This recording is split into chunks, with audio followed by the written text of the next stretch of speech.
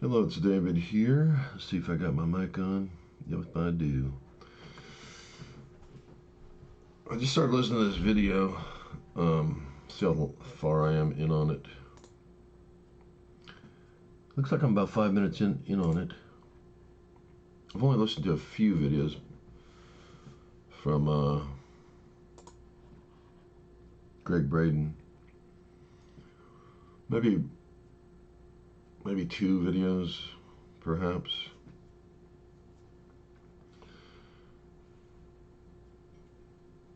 So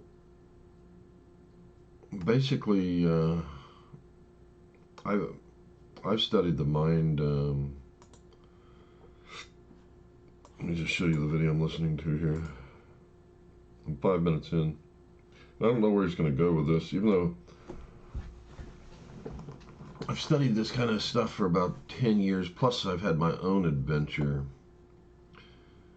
with the mental realms that's unique to most people.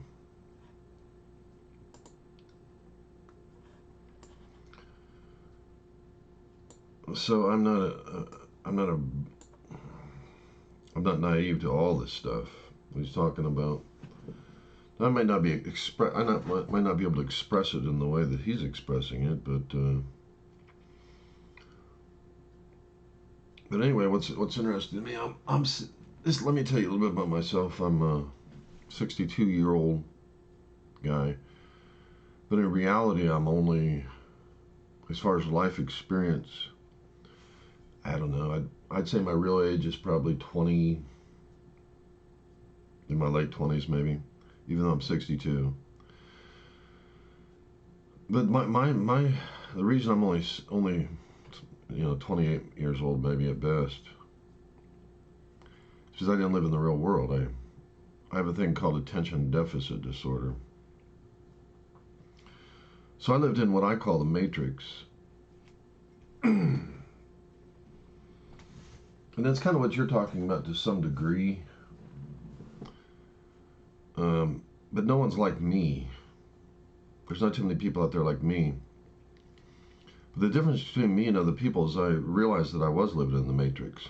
When I mean Matrix, I'm talking about what you were calling, see, I've been studying this for about 10 years straight, just on my own observation of my own self. Plus I have a helper that you might not know about called the Holy Spirit, who just happens to know everything you're talking about and a billion times more. Or maybe a trillion times, or maybe into infinity more than what you're talking about. So he knows about all this stuff that you're talking about. The Holy Spirit knows everything. Matter of fact, he created this dimension of space and time. So he knows everything about it. Plus, he doesn't live in space and time. God the Father, God the Son, God the Holy Spirit, they don't live in space and time. And God understands everything that you're talking about right now, in a million billion times over. And he showed me plenty of things. See, I didn't even know that I lived in the Matrix.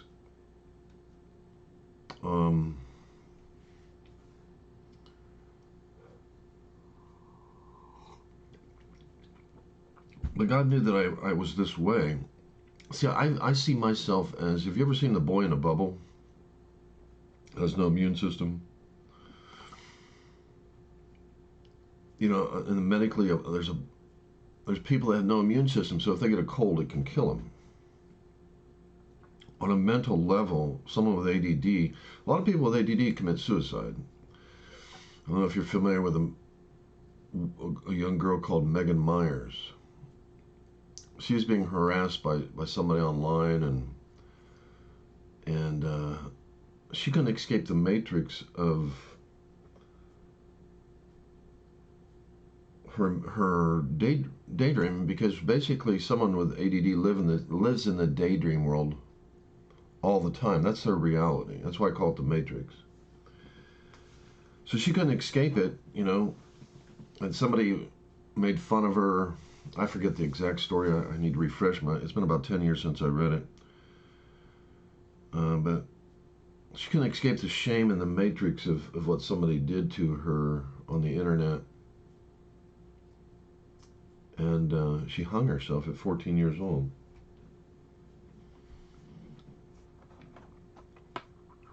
And I forget exactly where I was going with this. But people with ADD, they don't live in the real world. They're not like you, what you were describing. The difference between me is I finally become aware of where I was living. And I know that might sound stupid to you, because you sound like someone that learns and experiences from the real world. It's very difficult. I went to medical school as a respiratory therapist. Very difficult program,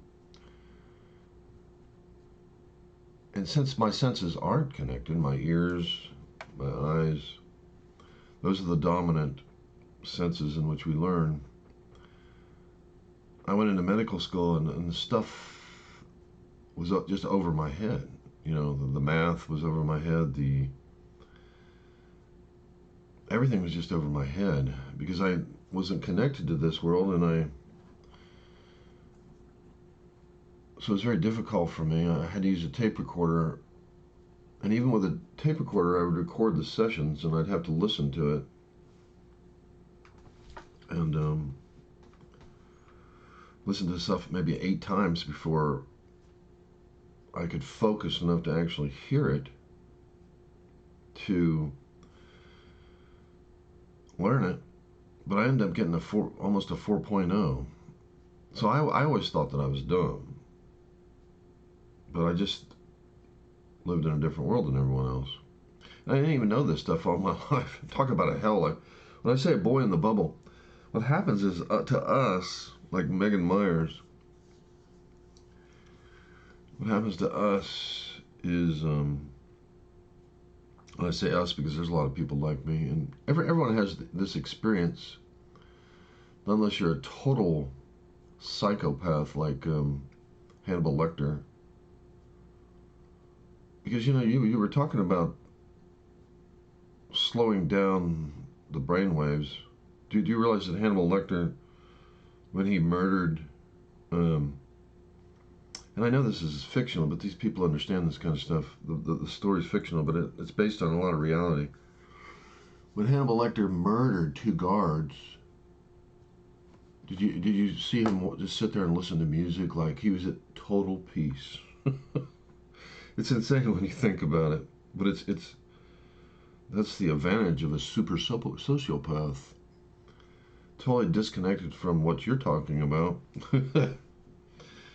So he just sat there, and his heart rate didn't even increase. It talked about him killing someone else where he ate someone's tongue, and his heart rate didn't increase at all during that time. So he lived in the moment. So the stuff you're talking about isn't anything new to me. And just to show you what God, who knows everything, because God knows everything, and he knows everything you're talking about and a billion times more. And he shared quite a few things with me. He's got a lot more to show me. Shows me new stuff every day. But see, in my state of mind, it's when I connect with God, I have an advantage. You know, I'm going to tell you some stories of stuff that's going to blow your mind. Stuff you've never heard of before. Stuff no one's ever heard of before. But God knew I was this way, and I had no clue. It took me 40 years. See, he spoke to me in an audible voice twice that I could actually hear.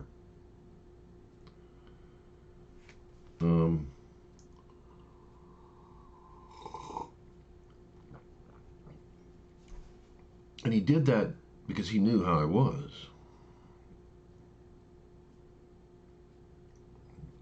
Of course, God knows everything about everybody. And he shared to me how what Christians know as of sin. He shared with me what that is. he showed me an awful lot about humanity. I haven't even written any books yet. I could right now if I wanted to. And I kind of want to. But let's go to the vision slash dream he gave me back about 40. I would say I was probably 18 or 9. I'd say about I was 19 years old, so I'm 62 now. You're talking about someone that's never taken a drug in his life. I've never even smoked pot. So let's take 62 and subtract 19. My memories, I have an excellent memory. So it was 43 years ago. Maybe 44 years ago, who knows. So anyway, let me tell you about that. I go to bed one night, and let me tell you the events on which this happened. I had a relationship with God very early. About 14, he revealed himself to me. I don't know if I should tell about that encounter or not. Yeah, why not? I was just waking up having my coffee.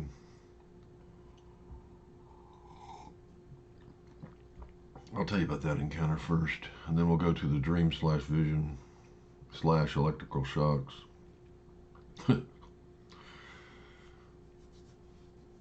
So anyway, my first encounters, I got tricked into getting saved. I went to a basketball practice, and the guy tricked me into getting saved.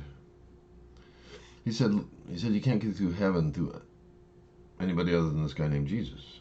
And I didn't know who Jesus was, didn't really care. But he had me take this test.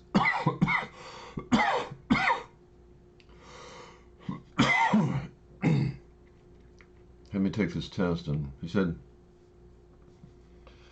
you can't get to God other than through this guy named Jesus. And he had me take this test beforehand and asked me if I thought I'd die, go to hell, or I wouldn't make it to heaven. Basically, I don't know if he said anything about hell. So I took the test, and afterward he said, I said no, I wouldn't go to heaven. To make a long story short, then he started talking to me. He said, you can't get to this guy named Jesus. Can't get to God other than through this guy named Jesus. And I remember he had this little diagram with these little arrows pointing toward God, and can't get to God other than through this guy named Jesus. So anyway, we did this prayer, and I got the hell out of there. Never saw this minister ever again. Never went to a basketball practice because I didn't like what he did. He trapped me in this very embarrassing moment where he had me pray, and I really didn't like it. But God knew that I was honest. Honesty is one of the most powerful things there is. And I might tell you a story about that also, about a revelation I had about that. Honesty is a very powerful thing. But I can't share a lifetime of experiences here in an hour-long video. If I was quantum, maybe I could, and you were quantum. But I can't do that, so. So anyway, God shows up after I did that prayer. I can't tell you exactly how long it was, but he showed up, and I tell you what, it was the best thing. I'd like to get back to that point again. And I just have to learn how to walk in this life oh, I forgot to tell you, let me tell you about this real quick. When I said I'm the person that is like the person without an immune system, like the boy in the bubble, that means any little thing that bothers me or offends me or whatever or worries me gets into my mind, and that's all I can think about. That's people with ADD are like that, so they're infected with those type of thoughts. Like just recently, this week, a couple people attacked me. As far as, to me, it's not like an attack. They made some comments about me and got a little aggressive with me, and it has very powerfully affected my day. But I'm not as bad as I used to be when I was younger. But I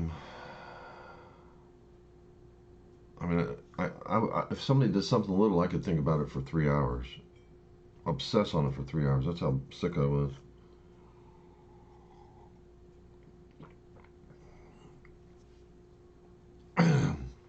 But that's what I'm talking about when I was talking about that. So going back to finding God. So God shows up. I must have been 14, 15. I'm not really sure. 13, 14, 15. So God shows up because obviously He acknowledged that prayer. And what a presence is all I can say. And only an idiot would know it's not God. And I'm no idiot. I'm no idiot at all. And I'm very confident, totally confident, because God has shown me how everything works when it comes to the mind. For the most part. So no one can ever tell me I'm crazy or any of that stuff, because I know exactly how it all works, and I know exactly what to do to navigate through life. Even though it takes discipline and self-control to do it. But it's really not that hard if you really think about it. But I don't want to get into all that. But anyway, God shows up. And I'm talking, this is the best thing. It was the best thing ever. It's almost like having your dad with you all the time. You know, my dad's died a long time ago. But he wasn't much of a father. But this is like having someone that's just with you, that cares about you. But it wasn't just that, it was the feeling of it. The feeling of this presence. The Bible calls it the Comforter. I didn't even know anything about the Bible. But the Bible calls it the Comforter.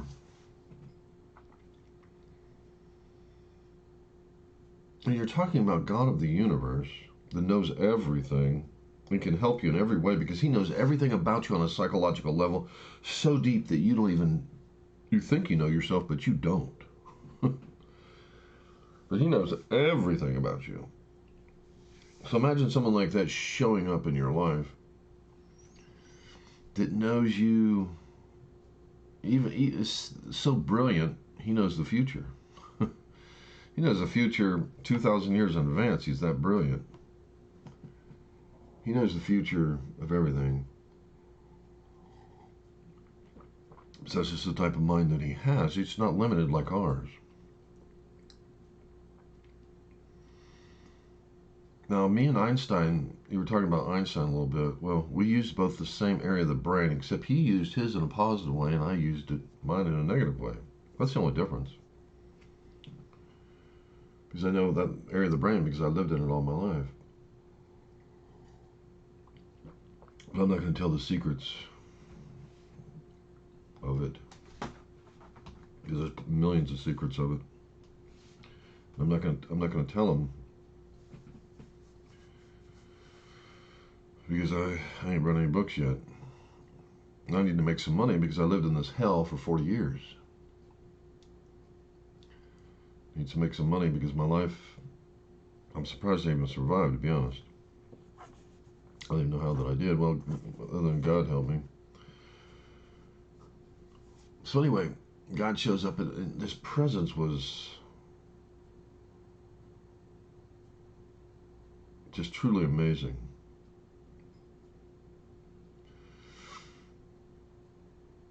I mean, you know He's there. You can feel it. You feel a sense of joy like Christmas Day and excitement. You feel a sense of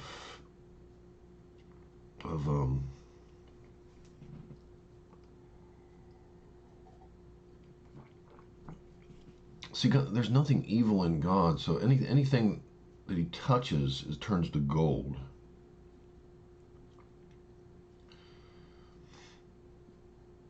I've heard a guy named Henry Groover that went to heaven and stood on the street of gold, and it was so transparent he thought he was going to step through the gold. It was so pure and perfect.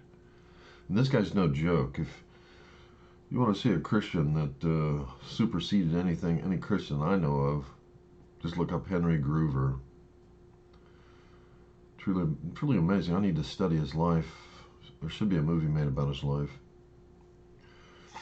I'll just tell you just a little bit about him. God would send him different places, and he would knock on people's doors, and people were about to hang themselves. He lost count of how many people he interrupted from committing suicide. He would knock on, God would send him someplace, he'd knock on the door, he'd be knocking on there until his fist was about bleeding, and God would say to him, well, keep knocking. So that when he would open the door, lo and behold, he'd look up, and on the banister was a hangman's noose. The guy was trying to hang himself, and he said, but he interrupted so many people God had sent him to that were committing suicide that he just lost count. He just lost count of how many of them. But you can look at his life if you want to, if you're curious. But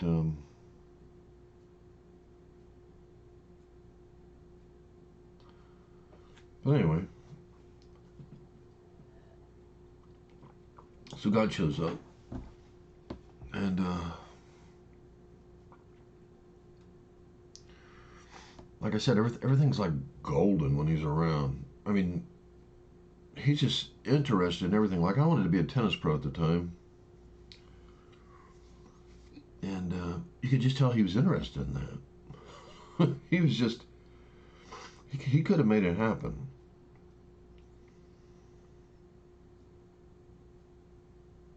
And I didn't know how to hold on to him. I kind of know now. So I'm getting ready to go for another walk with God in my life. I didn't know how to do it.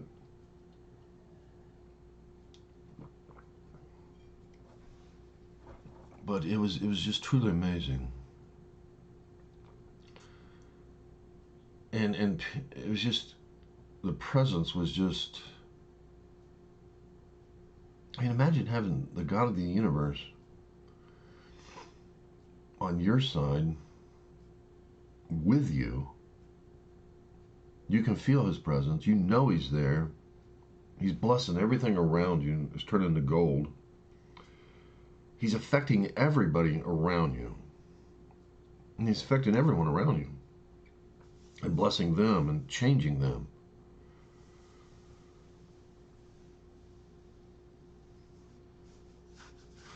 So somehow this slipped through my fingers. You know how it slipped through my fingers? I was worried. I was afraid he's going to leave me. And I kept having doubt that he would leave, and he did. Because there's something about it, about faith. I mean, faith bears witness of him. When I stopped trusting him, thinking he would leave me, because I didn't want him to leave. I didn't want this to leave. But this, when I finally, you gotta understand, he's this holy, pure energy, this pure love, pure truth, pure intelligence, consciousness that's beyond anything that you can even begin to imagine. You could take a billion quantum computers, link them together, and they're still, and have them talk to each other, and they still wouldn't come close to his intellect and his intelligence. You can't surpass his intelligence. That's how aware, how knowing he is. I mean, he's a different type of entity. That's why in the Bible people said to Jesus, said about Jesus, no man talks like this man, because he wasn't a man. Jesus even said stars would fall out of the sky 2,000 years before Einstein even knew before Einstein theorized that stars could fall out of the sky out of a black hole. Jesus said that stars would fall. And of course, he knew all this stuff because he was connected with God. He knew everything. And if you real, I hate to even say this. Well, I'm not going to say that. I was about ready to give you a secret. I guess you can look at some of my videos if you want some secrets. And I ain't even begun making videos of. I ain't even begun to even walk with God yet. I ain't even begun to do anything yet.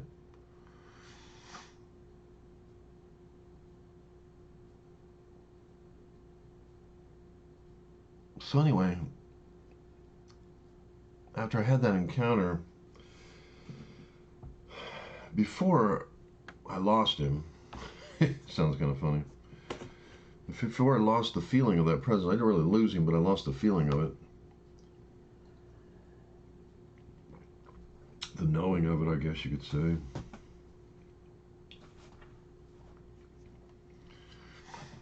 We're talking about from the mind of someone 40 years ago, not what I know now.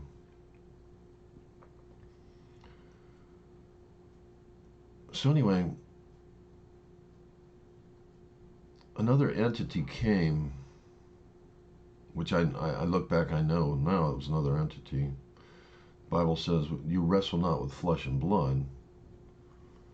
But another entity came about 43 years ago, and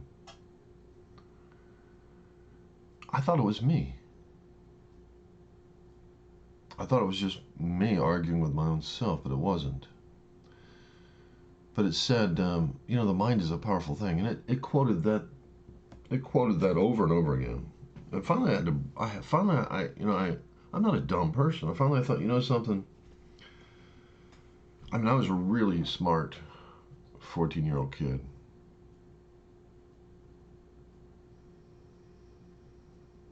And finally, I thought, you know something, that is just a good point. The mind is a powerful thing. Maybe I'm just somehow making all this up. So finally, when God saw that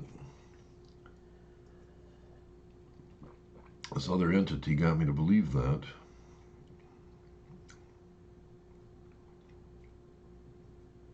which I know about these other entities, don't kid yourself. I've got 40 years of experience of dealing with those entities too. And I'm not a super expert on them, but I'm not stupid. And I got time to talk about all that.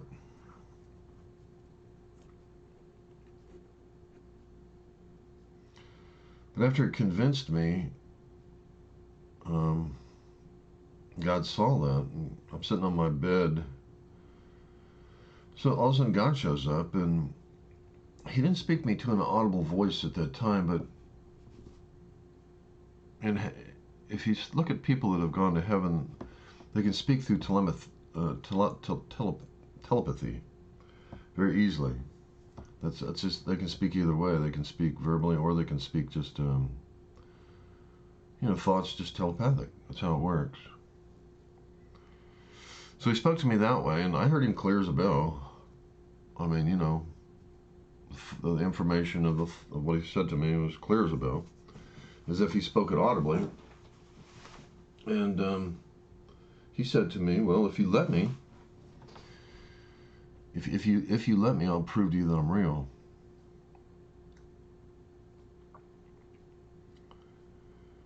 And this was so good. I had to know if God was real or not, because this was too good to lose. So I finally got up enough guts, and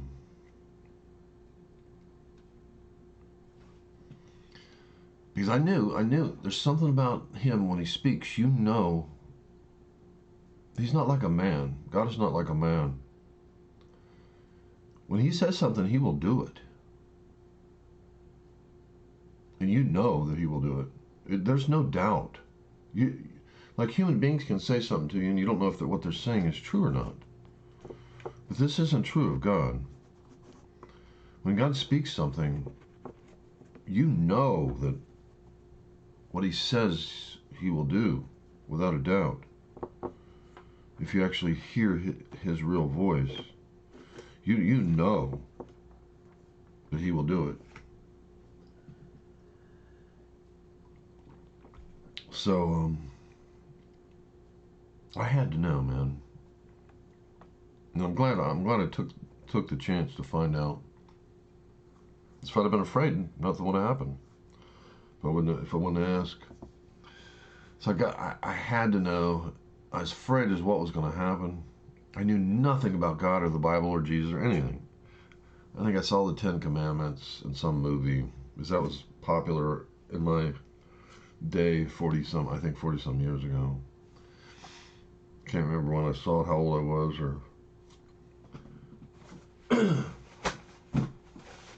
so I didn't know what was going to happen. That's all I knew.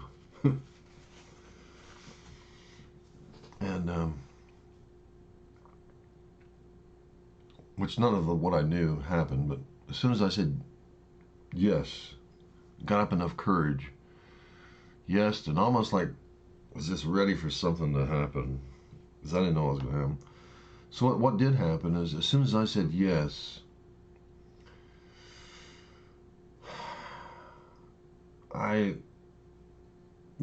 it's almost like God paralyzed me, not paralyzed my body.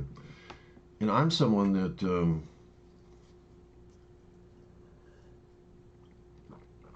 I was such an athletic kid that I beat everybody in my entire high school.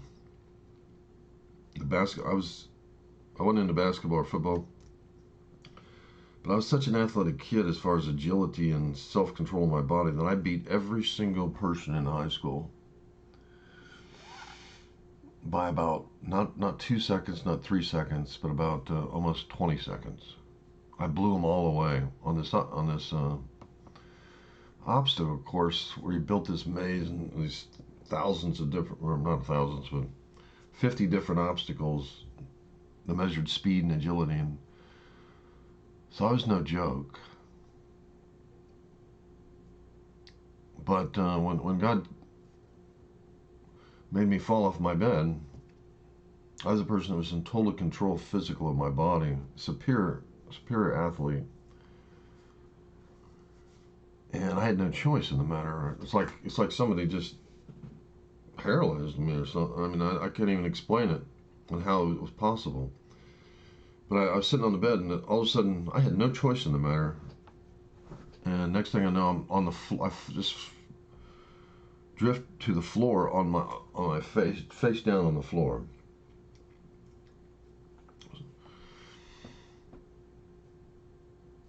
So I'm laying on the floor of my bedroom, face down. No choice in the matter.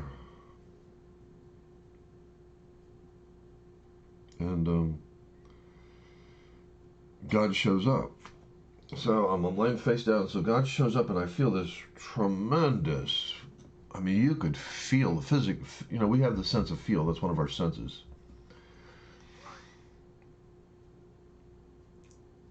But I knew without a 100% doubt that something was in the corner of my right bedroom.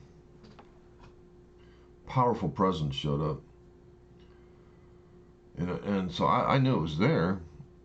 So I'm about ready to look back at it because, I want to see what God looks like.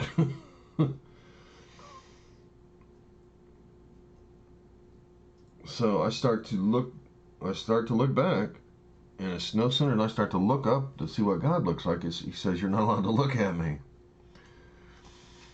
And I didn't read until probably, I don't even know, 15 years later in the Bible that Moses wasn't allowed to look at God. I said, I didn't know any of this stuff.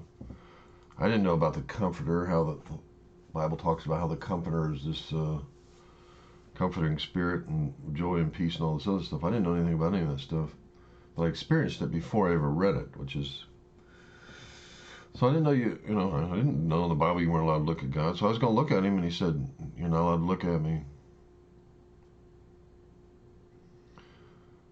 So I just sat there, just laying on the floor saying, "Wow, I finally know that this God is real." Now, I wasn't allowed to look at him, but I tell you what, you could feel the presence. There was no doubt there was something in the room with me. I mean, It went from feeling one way to another way that I can't describe it for you, but I could feel it. I can still remember the feeling to this day. And it spoke too. So that was my very first encounter. Since then, I've had so many encounters. It's just into the thousands of encounters. And I'm not the only person that has these type of encounters.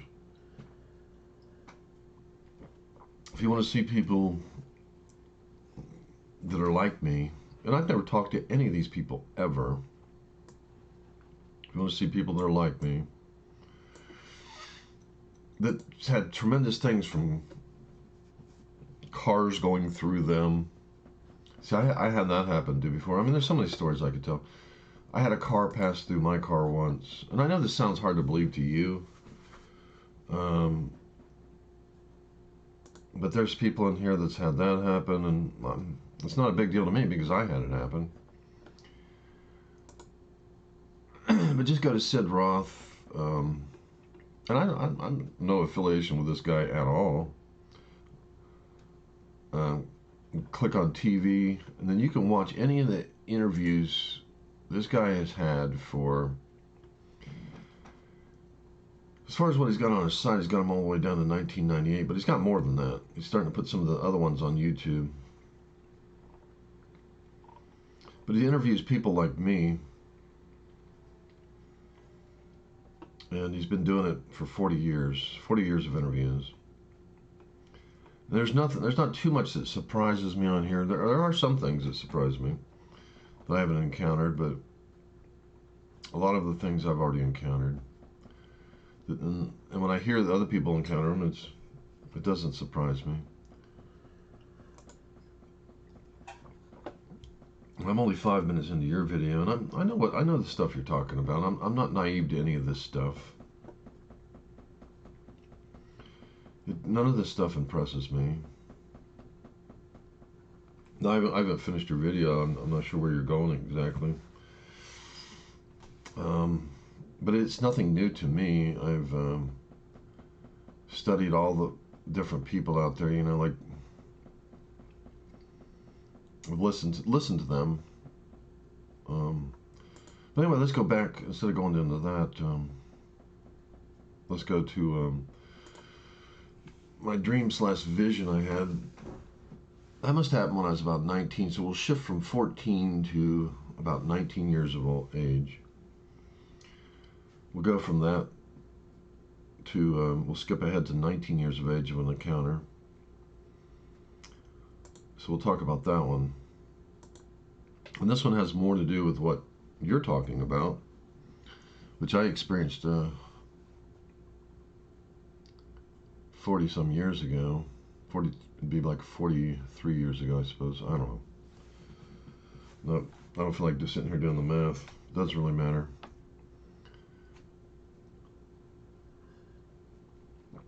I was about 19. So what had happened is I had a lot of faith. From 14 to 19, I had a lot of faith in God. And even though I, had some different events and here and there, I can't go into how can I communicate, what is that, 14, 15, 16, 17, 18, 19, 5 years of life history. I can't communicate that as what happened over a 5-year period. That would take 5 years to do, wouldn't it?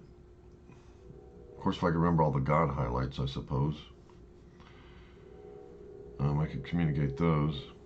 But to be honest with you, I can't even remember half the stuff. But I've had a lot of stuff from that period. But this is one that stands out.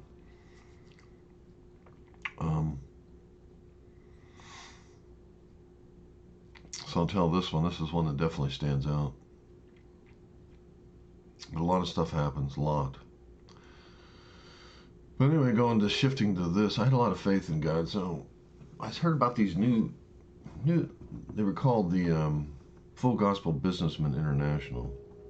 Very interesting people. There's this guy named Demas Sharan. He's probably died a long time ago. But I think they still exist to this day. But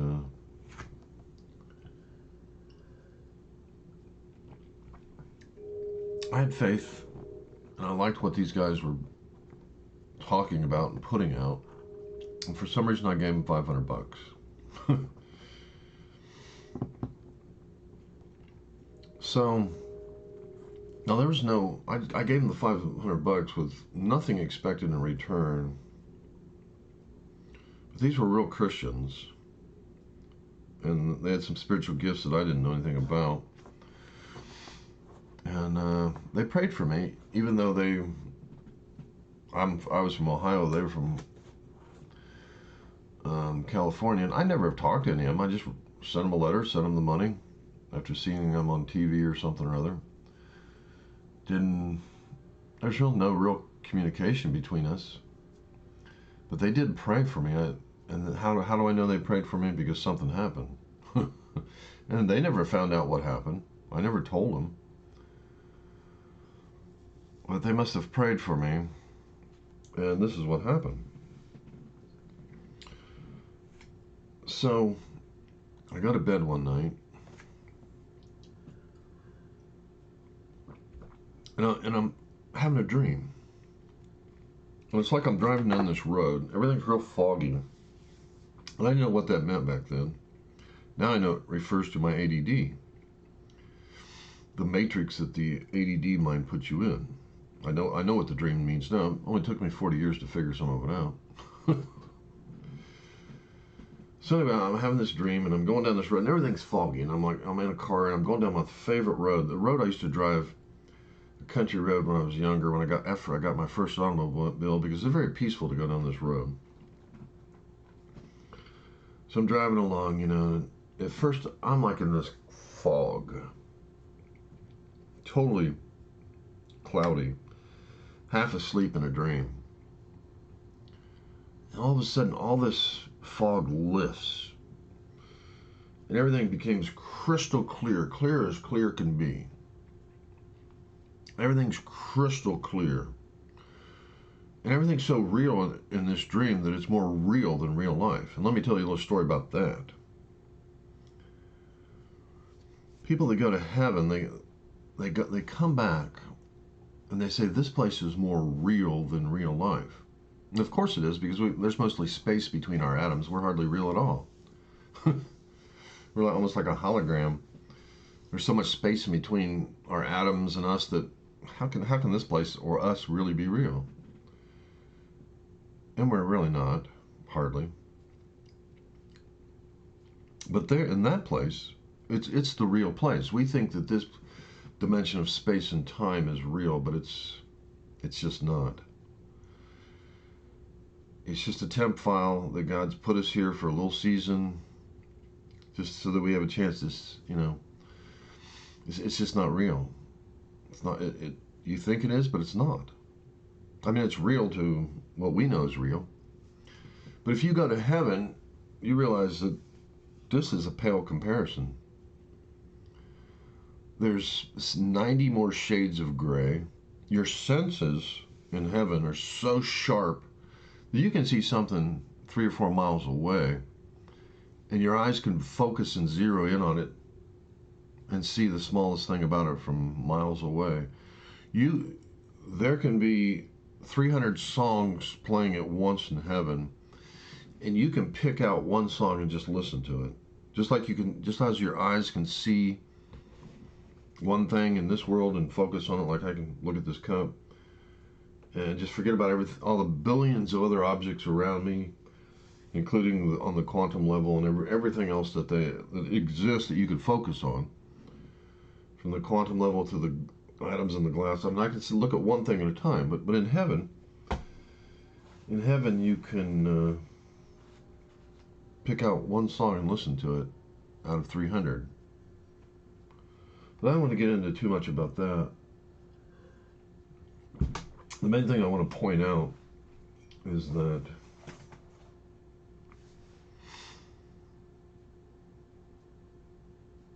it's more real. So in this dream, it was more real than real life, and that kind of stunned me. As I thought about it, I thought, how can a dream be more real than real life? The blackness of the night as I was going down this country road was so sharp. I mean, it was so sharp. I'd never seen darkness so sharp. How could black of the night be so sharp and so real? How could that be? But that's very common. Even people that have DMT experiences, I heard, which convinced me that they're going to some sort of realm where they see these entities. And I know a lot about these entities. They've been around a long time, from Egypt to everything else. And these entities aren't dumb. They've been around a long time. These entities will show up in these DMT dreams. And I listen to Joe Rogan, and Joe's like, that place is more real than real life. And when he said that caught my ears. It caught my attention. I thought, because I wasn't sure. I've never taken any drugs in my life. I've never even smoked pot. But when he said that caught my attention.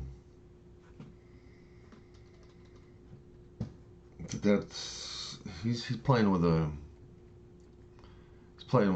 a dimension that he doesn't have a clue what he's doing, and he doesn't really believe the stuff's real because they don't want him to know. There's something about the demonic realm.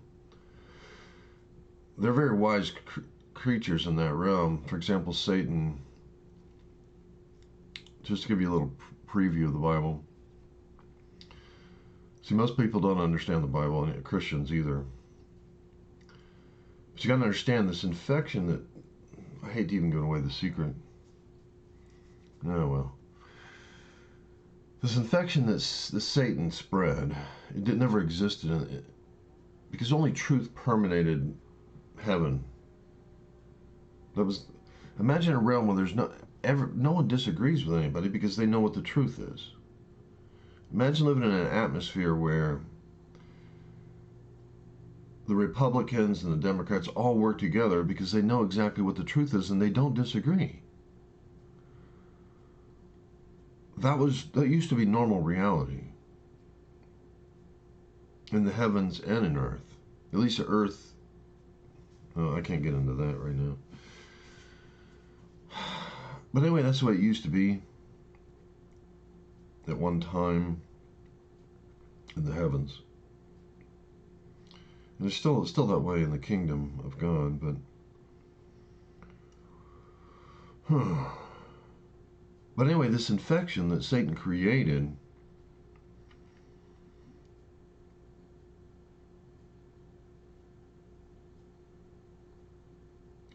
all it is he created the first lie.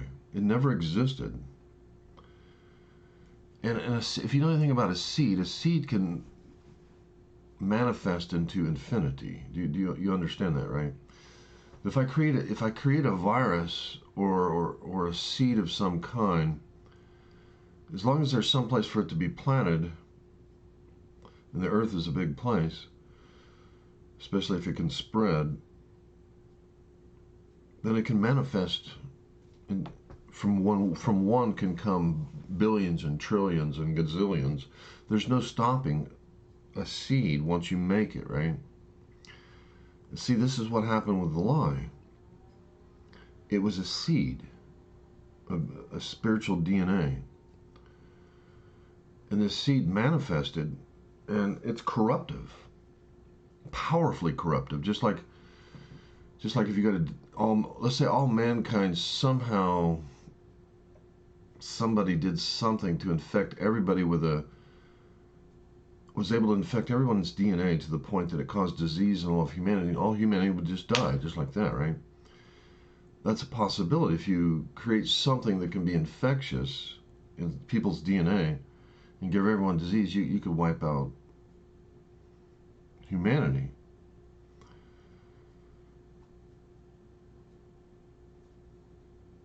Because it's an infection of the DNA. But this was a spiritual infection of DNA. And just to give you a little preview, God is in the King James Version Bible 4,444 times. And of course, DNA has 4 letters. The word God itself The word which of whom Jesus is has 4 letters. And no one taught me any of this stuff I'm telling you. This is stuff all from revelation of the Spirit of truth. A seed has 4 letters. God, who is love, has 4 letters. Even the word God itself is pronunciated with 4 different tones. It's not G-O-D. John, the closest disciple of Jesus, 4 letters. Paul, 4 letters. Gift of the Spirit, 4 letters. Cross, 4 points.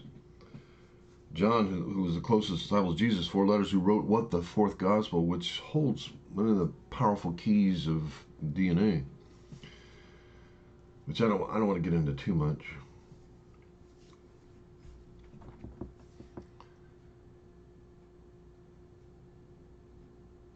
But the big deal why God made his name with 4 letters is because DNA has 4 letters. He's just signing off on what he made, the seed, which creates all life.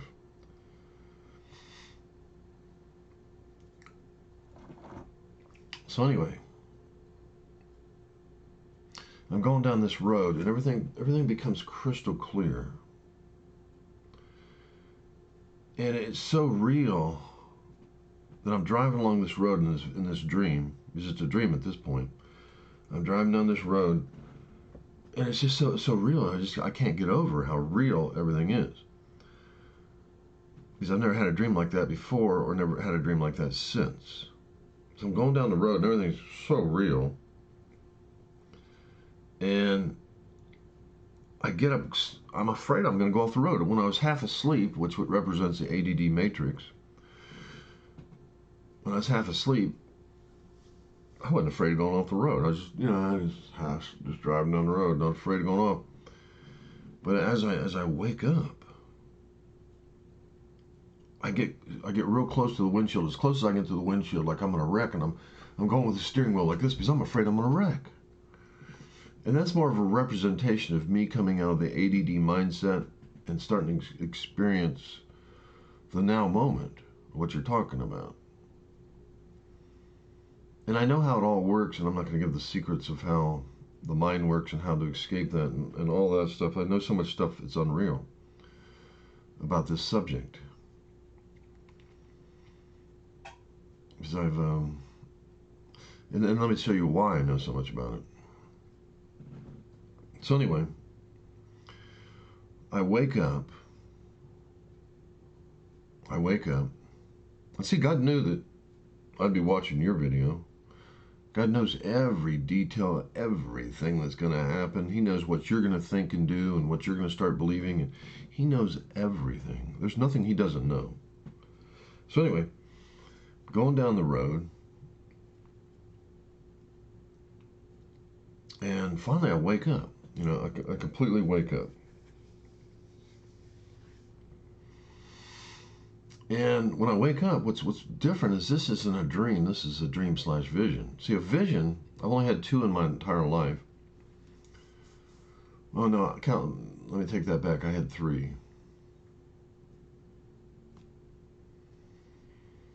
Yeah, that I can really think of.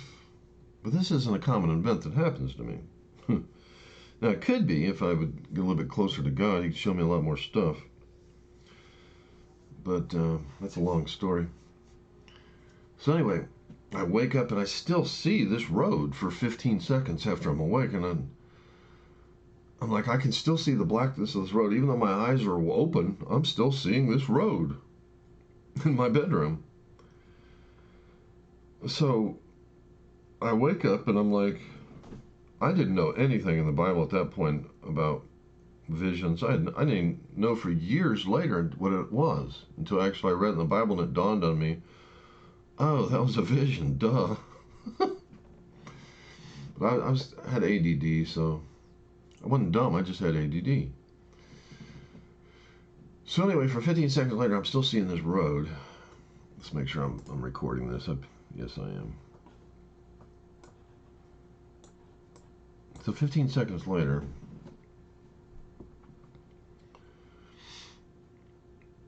I wake up. So then I'm like, well, what now? I'm sitting on the edge of my bed again. And I'm thinking, what the hell just happened? What was that? Because I've had dreams before, and they don't,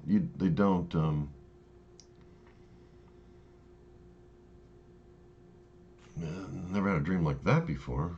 Especially when I wake up and I still see what I'm dreaming for 15 seconds. So I'm sitting on the edge of my bed, and I'm thinking, what in the world just happened? So as I'm sitting there, after probably a minute or two, all of a sudden I get hit with this electric shock. An electric shock comes from above and goes through my body, and it's not, I've been shocked by electricity before, which is more painful than that. But this electric shock, you can tell it's like electricity, but it's not painful. It's not a painful electric shock, but that's what it feels like. So I got hit by an electric shock from above, and then I'm like, well, what was that? So next thing I know, my little doubting friend shows up. You know, the same one that showed up when I was trying to believe if God was real. That said the mind's a powerful thing. Well, it showed up, and I didn't know this until I looked back at it years later and realized who it was. But it showed up, the doubter, the demonic evil spirit, and it says that didn't happen. And it said it in such a whisper, you think it's you. And they're so slick, man. I'm telling you, that realm of the demonic is so slick, so stealthy, so wanting to hide, so good at what they do. And I believed it. I thought, after it said this didn't happen, I believed, which as I look back, I thought it was me, but it wasn't. So it said that, and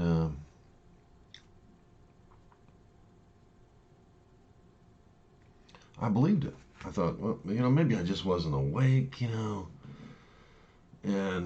so I'm just ready to go back to bed because I'm thinking, yeah, maybe I just wasn't awake. So then after I'm about ready to go back to bed again, I got hit with another electric shock. Because once again, God's like, he didn't believe that happened. Satan came along, or demonic spirit. It probably wasn't Satan, but it was one of his, one of the third of the angels, which is quite a few of them. Not sure what the number is, but one of those was there. And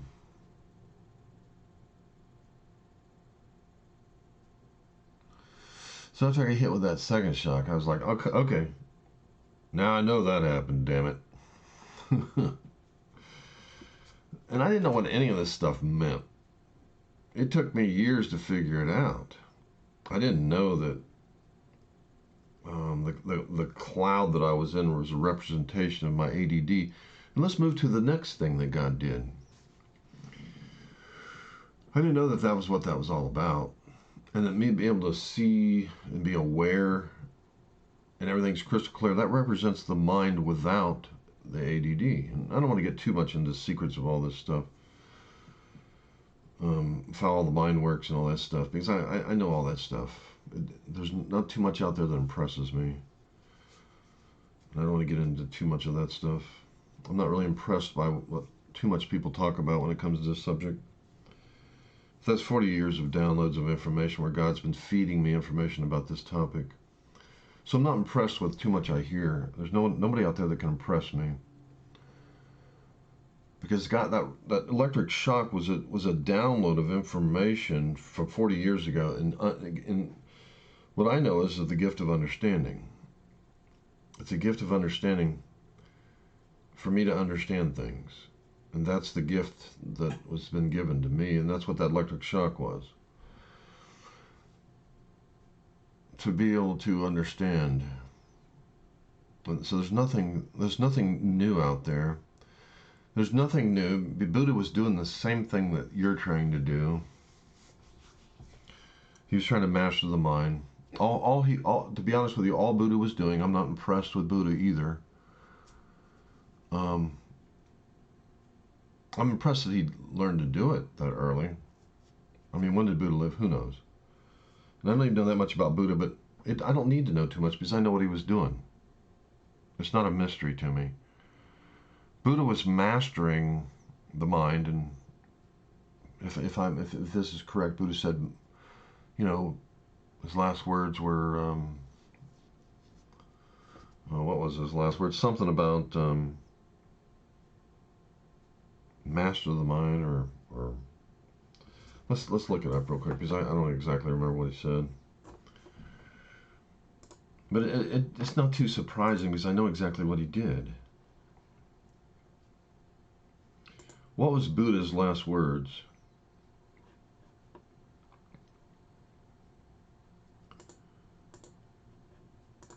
Let's see what Buddha's last words were. And I'm not impressed. What did Buddha say on his deathbed?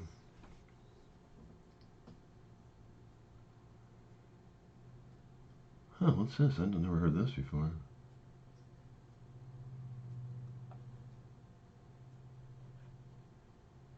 Maybe I'm wrong. Because I thought he said master of the mind or something of that nature.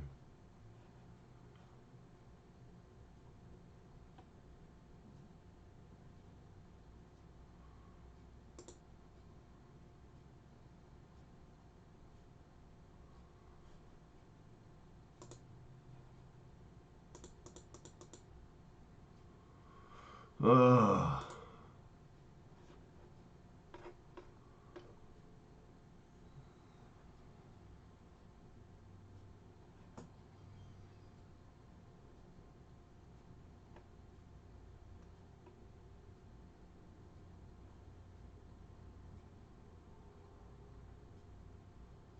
Hmm.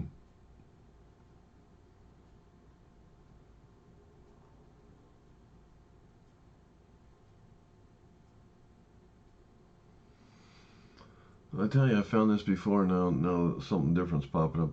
That's strange.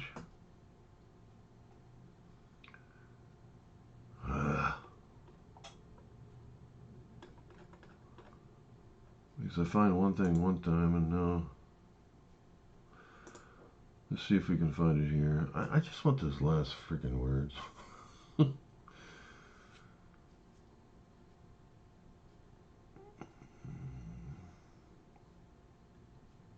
What did he do for 49 years? Interesting. I should read more about him. I mean, I would love to read more about him, to be honest.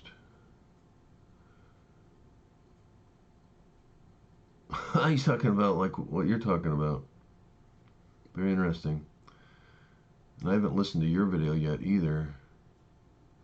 It says all he did for 49 years after enlightenment was to try to teach how to see things as empty and show what emptiness is like. He's doing the same thing. I have to laugh at that because I know exactly what it is you're doing, even though you don't quite understand. Or maybe you do. I don't know. Let's tell this in your video. He's doing the same thing that you're doing. He says when everything is empty, huh.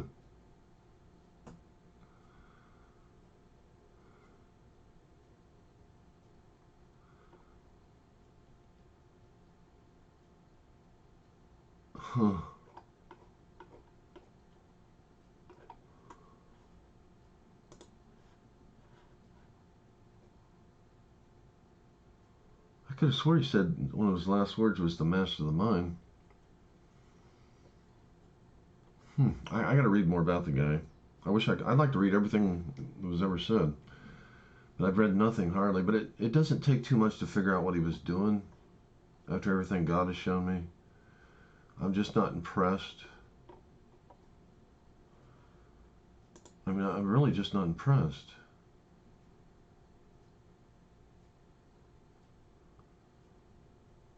Let's see what this says. Because I already know what he was doing.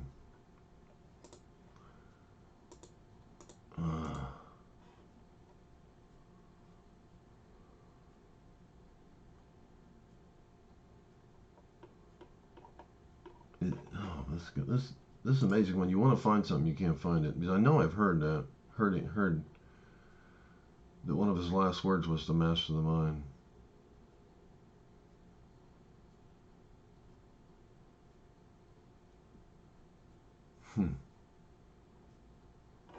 Well, I can't find it this time. I found it before, and I know what I saw before. But that's what I heard before, and I know I saw it before. No, obviously I need to educate myself a little bit more, but there's nothing Buddha has done that isn't too impressive. I mean, it's nothing that people aren't teaching today. But basically what he was doing, just to give it to you in a nutshell, God said to Cain, you must master the sin in you.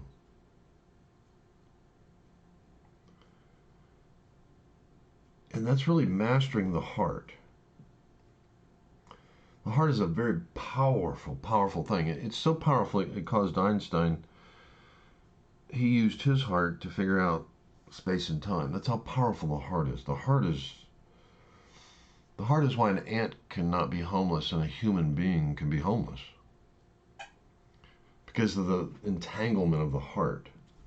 And that's kind of what the stuff you're talking about. It's not, I'm not impressed. But I'm not saying I can't learn anything. But if the heart's I don't want to give away too many secrets.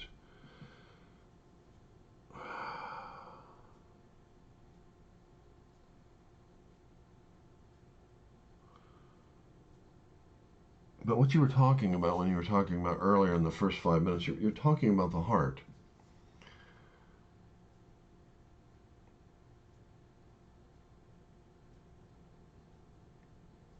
And what you don't understand, let me show you something. What you don't understand. Let me show you something here.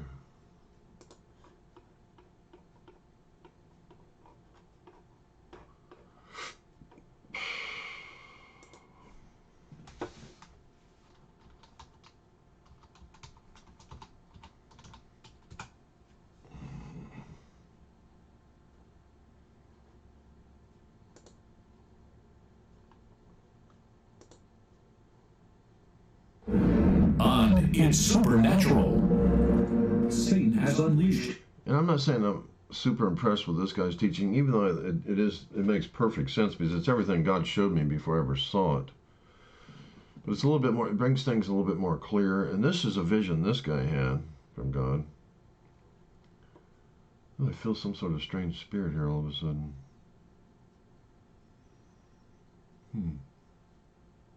What is that? I don't know, I feel something. I feel a strange spirit. Sounds like a spirit not happy with what I'm doing. A spirit.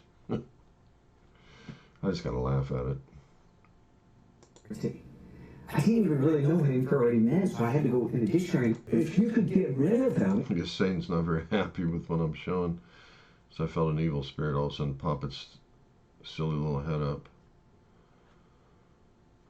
Yeah, you could have freedom on the campus. Absolutely, because I knew that's what was holding the young people captive. And they would be blown back like a leaf in a mighty wind. But as soon as all of a sudden my eyes were open, and I just think. So here's a guy, God's given this guy a vision of what's happening in the spiritual realm. Just to bring you up to speed. Because, FDR said men are not prisoners of fate, but they're prisoners of their own mind. But we're prisoners to all kinds of things.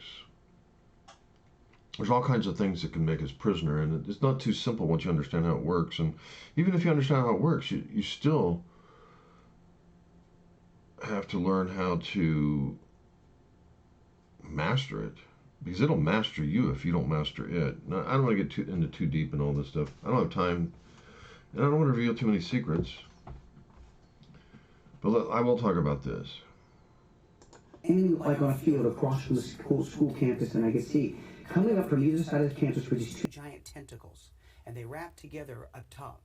Then connected to the tentacles were all these smaller spirits, and they had names on them: rage and violence and perversion and all these different spirits. So I thought to myself, aha, I see you.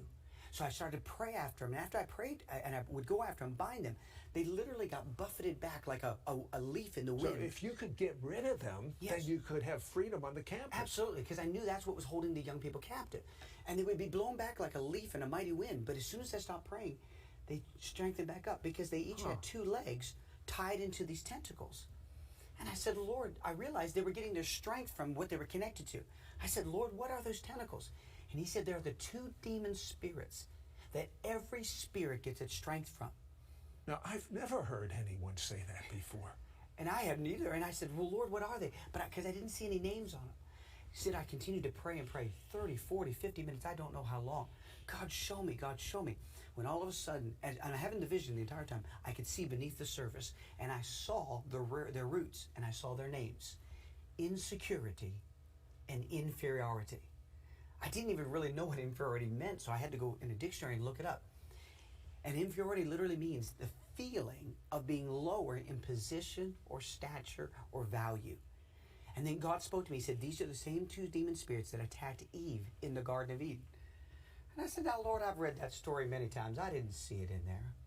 But God began to show me. But you're telling me, if we can get rid of insecurity Yes. and inferiority, all those other demons that are trying to hang on to people will have nothing to hang They on have to. nothing to hang on to because the doorway they get in is through these 2 things: our insecurities and inferiorities. You see, Adam and Eve had total strength against the enemy. The enemy came and attacked him through Eve, deceived Eve on the tree, the serpent. The first thing he did was attack her security. He questioned the validity and truthfulness of God's word. See, everything Eve knew to be true was based in the word of God. That what God had said was true. Her whole security is based on that truth. When he said, hey, no, God's lying to you in essence, she became feeling insecure. Now, she wasn't truly insecure. She only felt insecure. And then he hit her with the second of the dynamic duo of these 2 spirits. He hit her with inferiority. He said, Eve, God knows when you eat of it, you will be like God, knowing good and evil. But that was a lie. Because in Genesis chapter 1 and chapter 2, God said man was already created in his image. What he was saying is, Eve, not only is God lying to you, you're not who you think you are. You are less valuable than you think you are. You are inferior. The moment she felt insecure and she felt inferior, she had to grab for something to give her sense of security and value.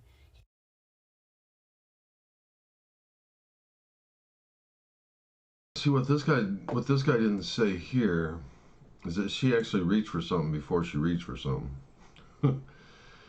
What she reached for was Satan's word, which was a lie. And that's when she got infected with the first disease. She actually, see, in the Bible, Abraham began the Jewish race of the Jews. He believed God, and it was the Bible says it was counted as righteousness. See, she believed Satan,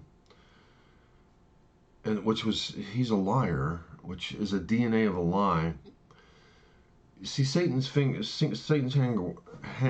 Anytime you believe a lie about anybody, whether it be a white man that doesn't believe a black man's equal, look at the destruction just from one lie. Just span out through history and the volume. And the huge volume, if you look back in history, and of all the interactions that were triggered by one lie. Look at the destruction from lynchings to everything that happened, all because they believed a lie. That a white man wasn't equal to a black man. Or, a black man wasn't equal to a white man. So they believe this one lie, and look at the destruction as you look through history. It's like a destructive, like a nuclear bomb hits and you see a destructive force. As you look out through history, you see a destructive force of this lie, how it affected every black man's life, and how black men turned to crime because he couldn't get a job, and the nuclear explosion and the chain reaction of the nuclear fission of this still hasn't stopped to this day. It continues. The bomb even though it went off then, it still is exploding to this day. in other chain reactions and explosions of that lie. And that's from one lie. So Eve in Genesis grabbed a hold of a lie.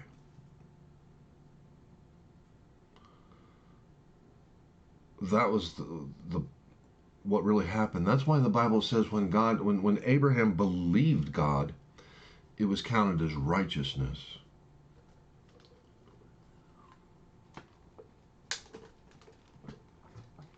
Because he grabbed a hold of something that was true. So when Jesus is a doorway, but so is Satan. So when he believed that, they went through a doorway and then they actually shifted out of time, which is another revelation I had 40 years ago. 40 years ago, I was praying and time slowed down. I didn't know what it meant. So I'm praying again, very powerfully connected to God, and time just slows down. I mean, time slows down. And it's not an accident that you're listening to me. It's not an accident. I don't know what way that you're following, what direction, where you think you're going. I haven't watched your video yet. I've only listened to 5 minutes of it. I have no idea the way in which you're going. And that's up to you. You can do whatever you want. I'm just going to present what I got, and you can believe it or not. I'm not trying to force anyone to do anything or believe anything. I don't really care that much. I'm just speaking the truth, and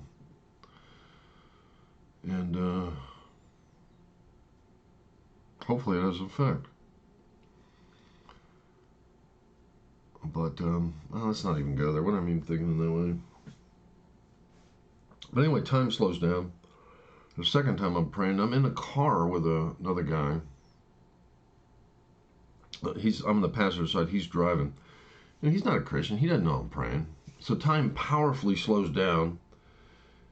And see, when you connect to the kingdom of God, that's what Adam and Eve was living in before they sinned. So when I connected to this powerfully, of course, time slowed down.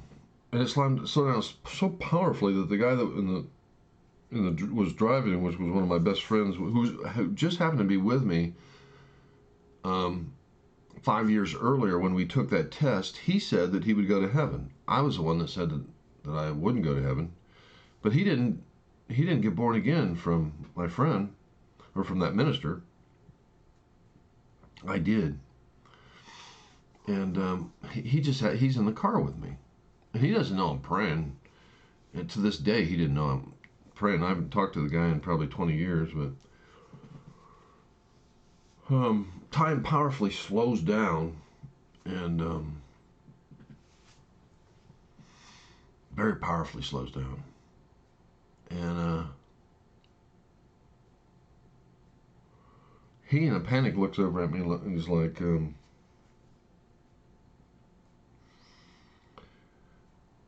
he's freaking out because he's a very aware type person. I had the ADD, so I wasn't that aware, you know. But he's different than me. He's a very aware type individual. So time slowed down, and he's freaking out. He looks over at me, and he's like in a panic. Time slowing down. So I stopped praying, look over at him, and like he's crazy, because I didn't want him to know what I was praying. And as soon as I disengaged from praying, time resumed. You could feel it. He felt it. I felt it. I never told him to this day. He still doesn't even know, and I never even thought about it after it happened. I didn't know what it meant. But what it meant was, in the Garden of Eden, Adam and Eve never had any children. They were like angels in heaven. Jesus said the angels in heaven don't have children. Well, they didn't have any children until after the fall. But what I believe is God had people keeping the earth as a backup plan. God always has a backup plan, which you see the fossil record. So in the fossil record, you see everyone that was living and dying, but you're not going to find no fossil record of Adam and Eve because they never died until they finally died.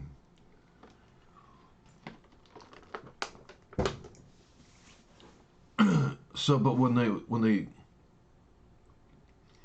they disconnected, they actually shifted out of the dimension of no time to the dimension of time. That's what happened to them. They shifted, and then God says, "Where art thou?" All of a sudden, they're in time. And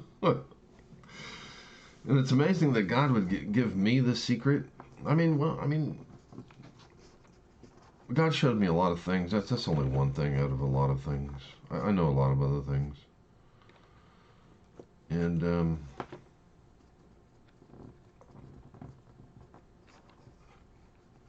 but if you follow the creation story, it pretty well follows what they see in the evolutionary story. It doesn't lie.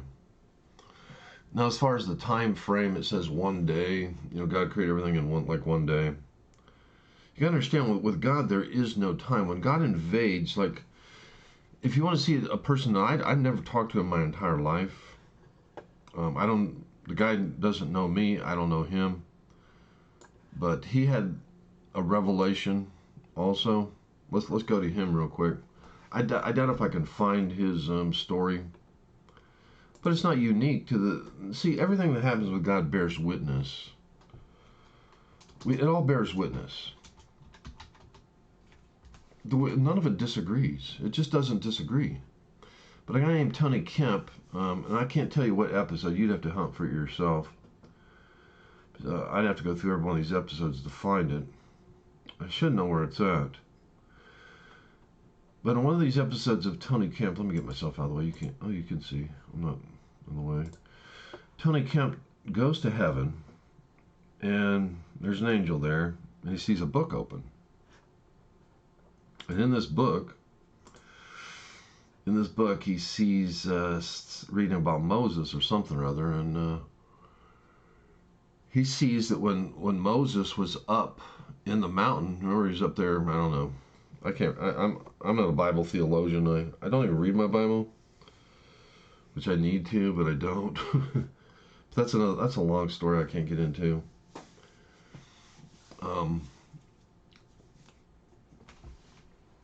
I want to, but I haven't read it in years, not hardly at all. But Christians would probably judge me on that, but that's what Christians do. It's not their business. But they like to get into other people's businesses, but I don't want to get into all that. They don't understand. See, the word understanding is in the Bible more than faith and more than grace. They don't understand, but they like to judge when they don't understand something. But that comes from what the second thing Eve did when she reached for the knowledge of good and evil. They gave a curse on all mankind where everyone just judges everybody and everything. Now, if you're going to judge, at least have wisdom. Like, the definition of wisdom is the power to judge and make the soundest judgment based on knowledge, experience, and understanding. And who can live someone's lifetime? Can you live my lifetime? Can you even read the book of my lifetime and look at everything that ever happened to me? It would take you a lifetime just to read the book of my lifetime. Let's say my lifetime was put in a book someplace, and you could read it, including my thoughts and everything else. It would take you a lifetime to read about my lifetime. And then you could maybe judge my life a little bit, right? But then your life would be over. You would die, and your life would be over after you were able to judge my life a little bit, because you had information, right? People are so crazy, thinking they can judge other people. And I think Jesus talked about it. He that judges has a beam in his eye. But only God can judge, because he's the only one that can see every moment of your lifetime. So, anyway. But anyway, Tony talks about this angel that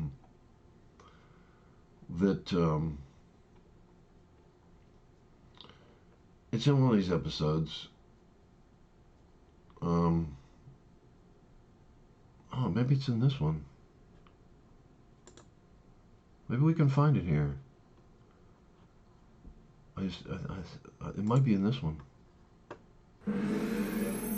Is there a supernatural? Cursive? Well, in another language? It had to be in English so that I... Oh, I found it. I found it. I'm going to have to remember where this is at. April 11. How can I remember that? 2016. April 11. Okay, April 4th is a special day in my memory. So I just remember it's in April. Because I'm going to be able to find this if I want to refer to this again. Does he have any more episodes recorded in April? No, he does not. Okay, I can remember by April. Okay, now I remember where it's at. Huh, interesting. I just found it. How about the dead being raised? You've had 5 experience trumps any argument there is. But you've literally gone to heaven. Tell me about the time that you went to heaven and you saw the records. Yes, I was in a church service, and all of a sudden I began to feel my spirit lift, and I went into a heavenly vision. And I found myself in a place, I'll call it a room. It was very much like a library. The floor was white, and it had silver, and there were tables and chairs there, and there was an angel there that had a scroll. And I got a chance to see a few pages of the scroll that would reveal the Father's blessing, supernatural breakthrough, and how believers can get their prayers answered and how they can see miracles. This may be a dumb question, but I'm curious. Was the scroll printed? Was it in cursive? Well, Was it in another language? No, it had to be in English so that I could read it.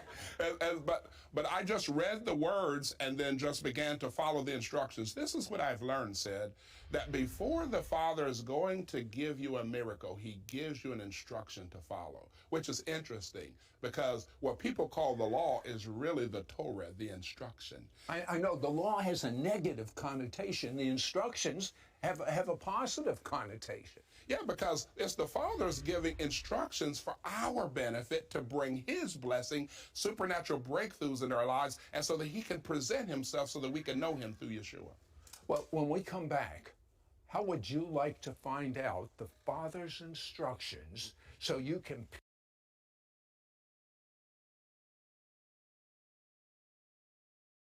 Okay, he didn't give the revelation what I was looking for on that. But I think he does after the commercial here. Let me fast forward through the commercial. Here we go. Let's see if it's in here.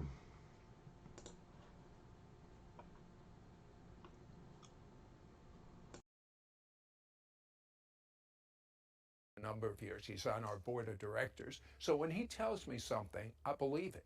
Tony, you actually had a visitation from an angel of breakthrough. Tell me about that. Yes, I was actually in the state of Georgia. I was in a hotel room, and this angel appears. It was a surprise.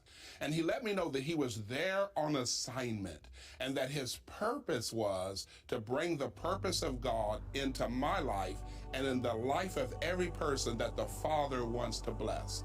And he let me know his reason for being, and that there were many, many breakthrough angels. Because in Chronicles 14, David had a battle with the enemy, and he defeated the enemy, and he called the name of the place the Lord God of the Breakthrough. And he talked about how God would go before him and clear the way. When the Father's blessing comes into a life or a marriage or family or finances, God the Father sends this angel that clears all demonic interference out of the way. And so then heaven lands on earth. The resources of heaven come. And so there's tremendous blessing and breakthrough. Okay, when you were in heaven, you were in the area where the book of Ephesians talks about that we are seated in heavenly places. You really were seated there, but you had a revelation on breakthrough and on... Tell me about what God taught you about being seated together. I've read that so many times in the book of Ephesians, and I'm thinking, well, I'm there, and yet I'm here. He's in me here, I'm in him there. It's just, I kind of ponder that a lot. Help me. Yes, even though my feet are on the earth, because the Messiah lives in me, Colossians 1:27, the Messiah in you, the hope of glory. Even though my feet are on the earth, I'm in a heavenly place. And because I live in the Messiah Jesus, I don't live from earth to heaven. I live from heaven to earth. What has God shown you about time? You see, my understanding.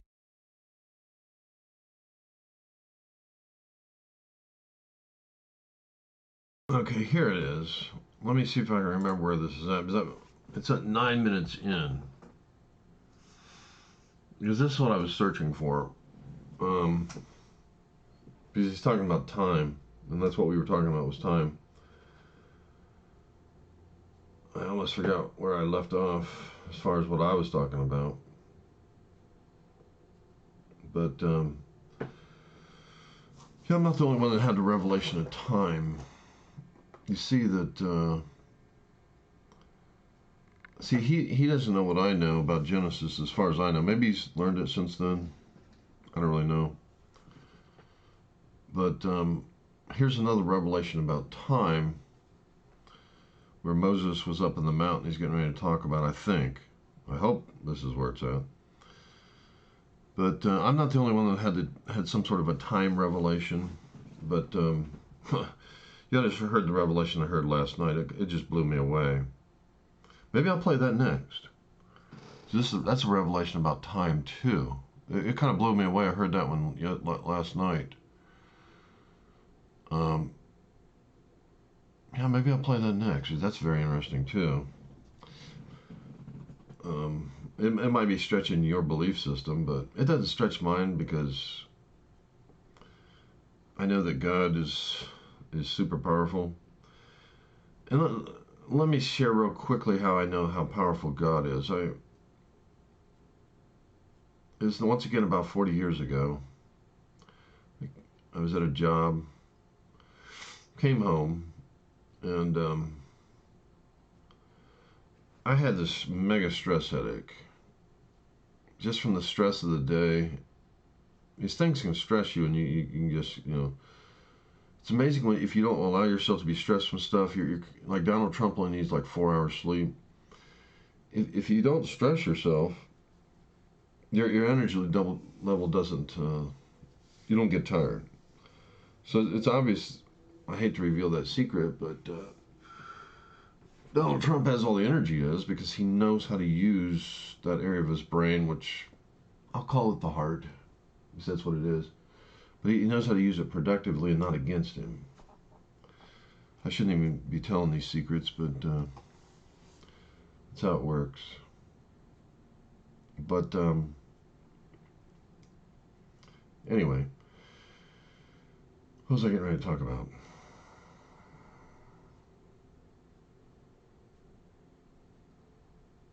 Man, I just went blank on where I was going. I tried to cover too many things. What was I talking about?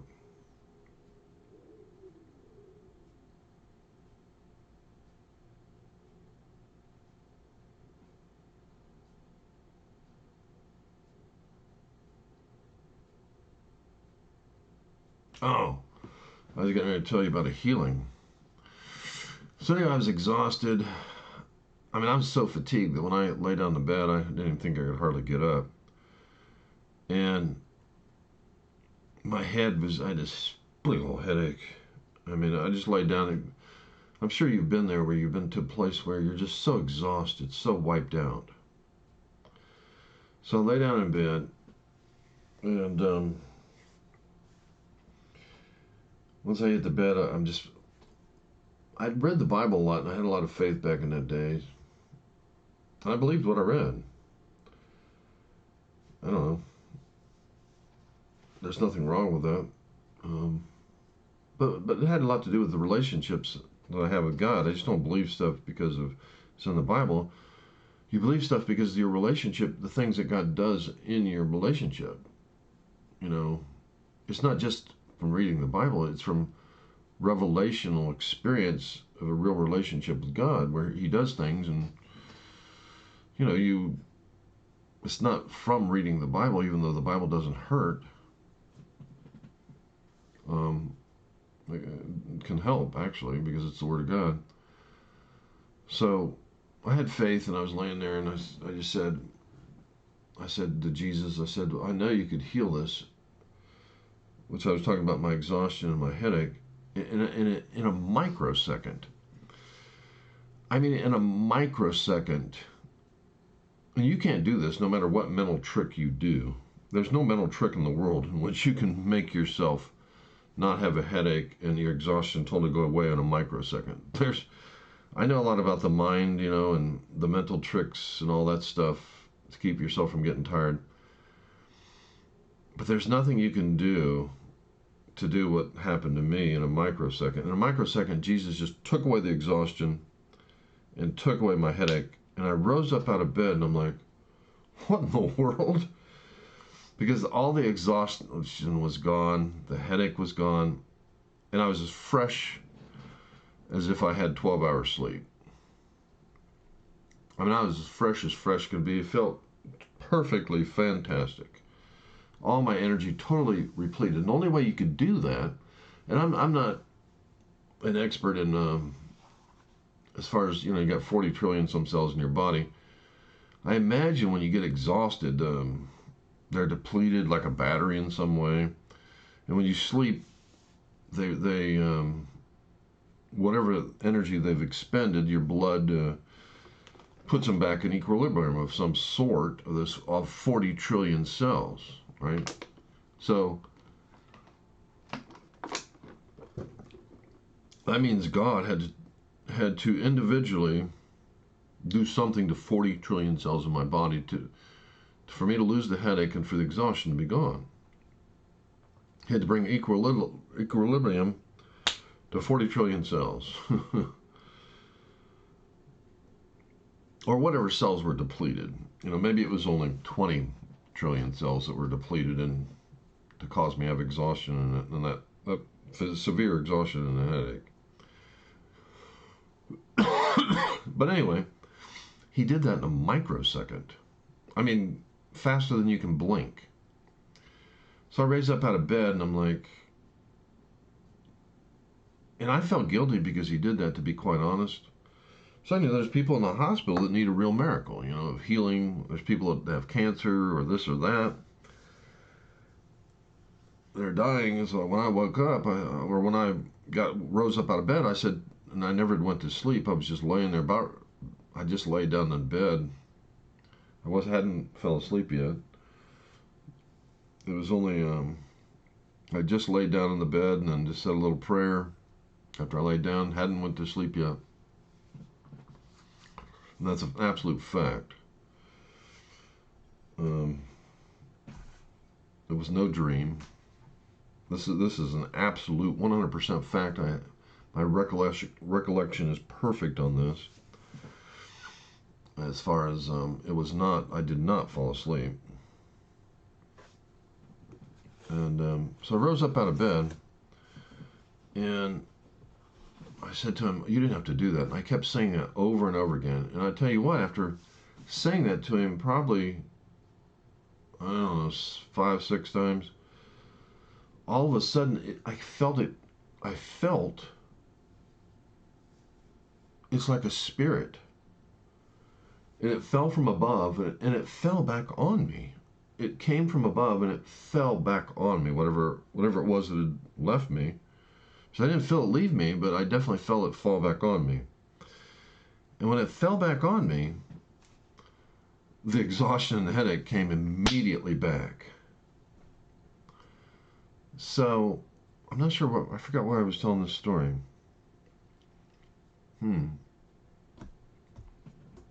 But anyway, just wanted to tell that story. Let's move on. So getting ready to talk about this time thing. Let's check this out real quick. Oh, good, I didn't have myself muted. Okay, let me mute myself.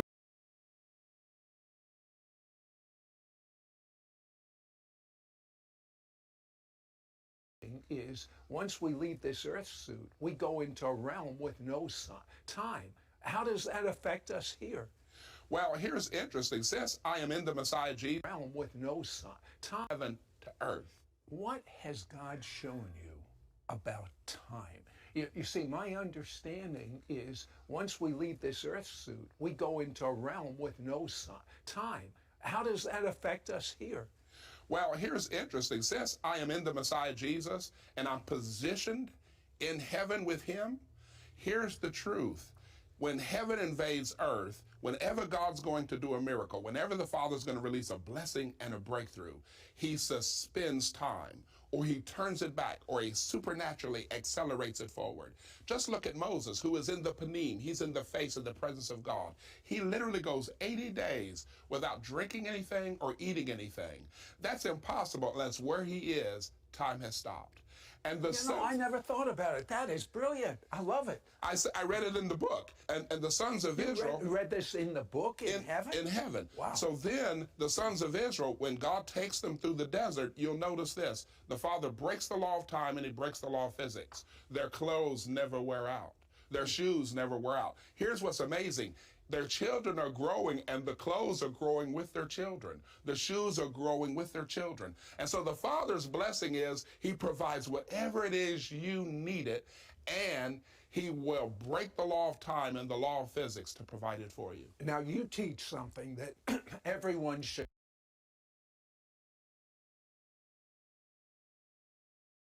I just wanted to show that because I'm not the only one that had the revelation of time.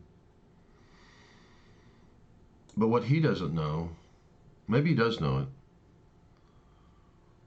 it. See, I think, I'm not for sure on this, I have to investigate it more. But everyone's been looking for like the fountain of youth, and when the sons of God, I was talking about time in Genesis, remember when they stepped out of, the sons of God stepped out of time and they joined the other men that were keeping the earth? One was keeping the garden, the other was keeping the earth. When they joined them and they merged their DNA, as soon as they merged, then their lifespan got cut down to 120 years because the two DNA merged. And then it produced these giants, which, if you know anything about angels, they're usually about 10 feet taller than us.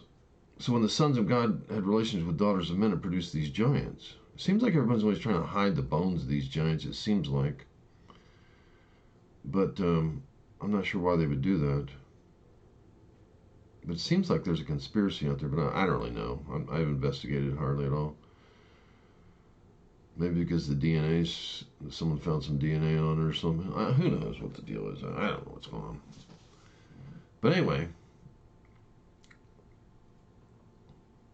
I'm not the only one that had a time revelation, because he went to heaven and saw it in a book.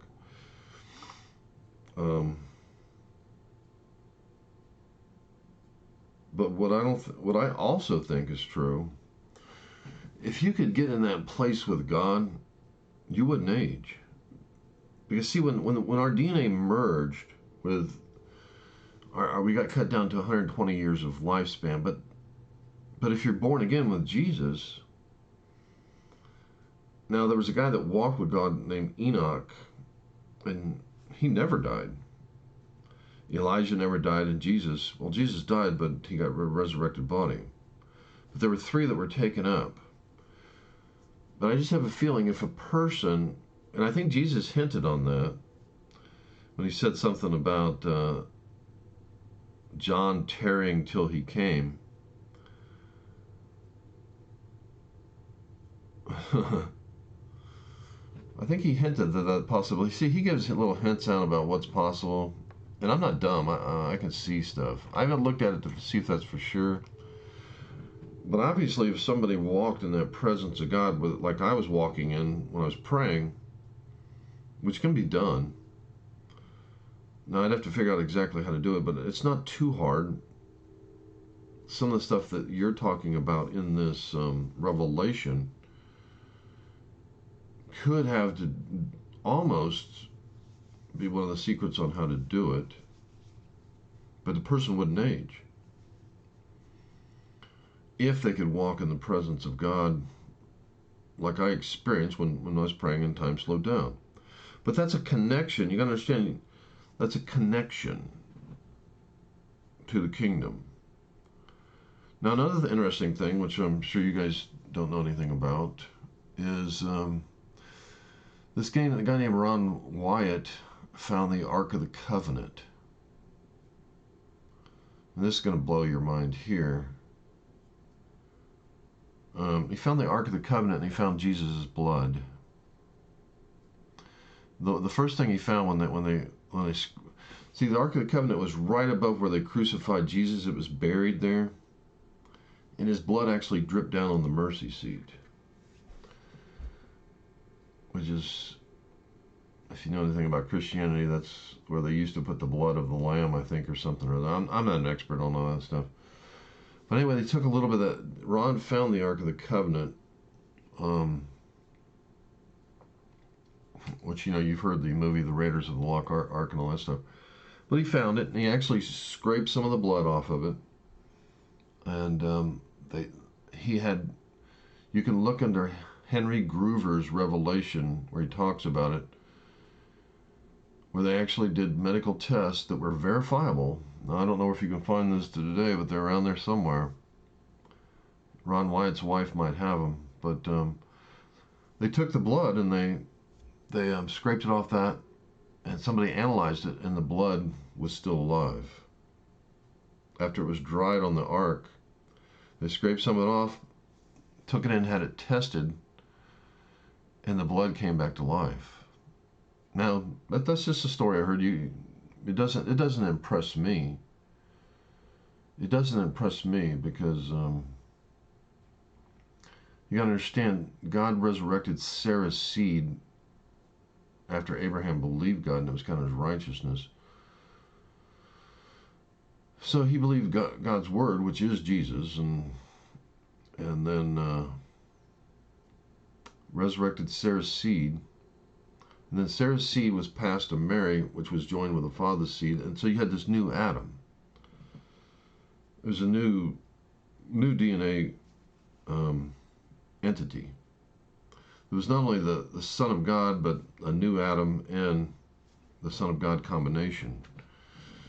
Because, you know, virgin, it was prophesied years and years before the virgin would give birth. And they didn't really know exactly what... I'm not a Bible theologian or expert or stuff, but none of this stuff impresses me as far as... But anyway, they found the blood, and they found that the blood had no father that they could see in the DNA. It only had the blood of the mother. And this is... You can hunt this stuff and look it up if you want to. Find verification on this stuff. It's out there somewhere. But I don't need I've already seen Jesus in a vision and heard his audible voice, so I don't need any of this stuff. And when I saw the vision, let me say another thing. When I saw the vision of Jesus, guess who he looks like? And I saw the vision 40 years ago. It was the only other vision I had. And I saw Jesus, and when I saw the Shroud of Turin, guess what? When I saw that, I said, well, finally, an image where somebody actually got it right that actually looks like Jesus. Because I saw them in the vision 30 years before I ever even knew about the Shroud of Turin. I call it Turin, but it's Turin. And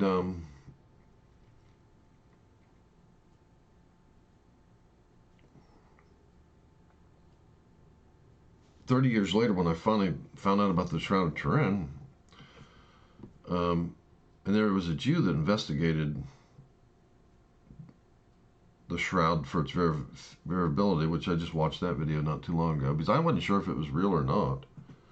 All I knew for sure is that I saw the vision of Jesus, and he looked like the only image I ever saw of all the paintings and everything everyone did. Even this artist that did a painting of Jesus, I didn't think it.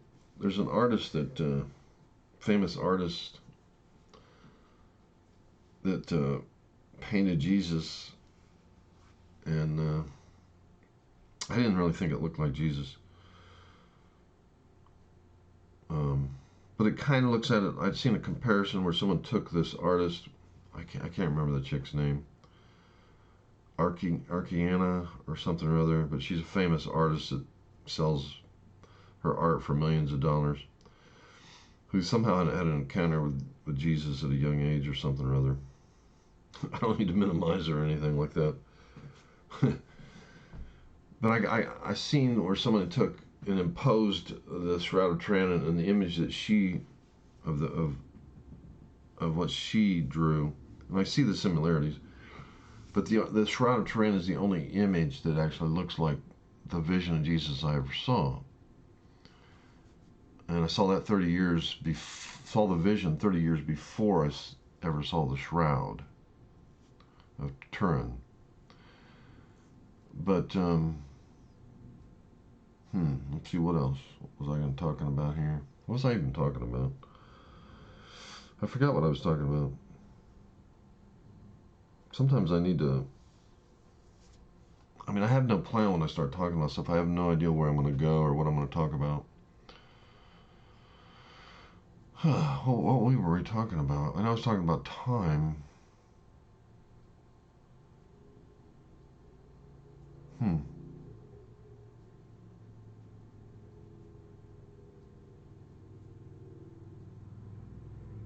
I forgot what I was talking about.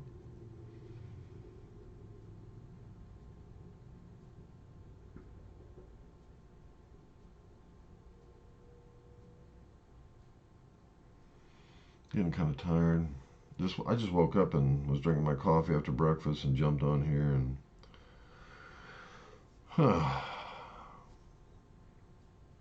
usually it takes me a couple hours to wake up. So I kind of depleted my energy doing this video right off the bat, but I saw your video and it just triggered some of this stuff. Who knew I was going to bump into your video right first thing when I wake up? But what was I even talking about before all this?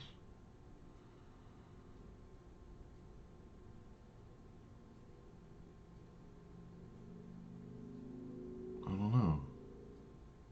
I was talking about the resurrection seed. Oh, I was talking about the blood that Ron Wyatt found, and Henry Groover gave a testimony. You can look up Henry Groover, and you'll see these interview he did with this, I think a Japanese guy. Did like 4-part interview, and Henry talks about the test of the blood. He was there when it was verified that the blood came alive after they scraped it off and put it in there. Oh, I was talking about, now I know what I was talking about. Talking about not dying. If a person could connect powerfully with God and walk in that they might not die. But it makes perfect sense because Jesus is a resurrecting power. And people used to live 1,000 years before, before the two species merged. So in a sense, if you merge with Jesus, I mean, it's such a shame for a person to only live like 70, 80, 90 years. And I know that God would allow us to live longer because he's that good. I mean, if he would heal me of a headache and exhaustion, why wouldn't he allow his Christians to live longer? I mean, minimal 120 years. Moses got that, and he was in the law. This is the time of grace. If Moses can get a solid 120 years, and when he dies, his health is fine, how much more do you think that a Christian who's born again, knowing Jesus, could get? And there's no reason for Christians that are living right to die off. There's no reason for it. So I'm convinced if somebody walked in the presence of God, that why should they die? They could live 1,000 some years. That's what Methuselah in the Bible, he's the one that almost made it to 1,000. But I see no reason why not. I mean, why not? God's good. I don't see any reason why not, to be honest. But you'd have to walk in a special anointing presence of God, which can be done. I mean, it sounds like you're trying to attain some sort of Buddhist. I don't know. I haven't looked at your video enough to know exactly what you're trying.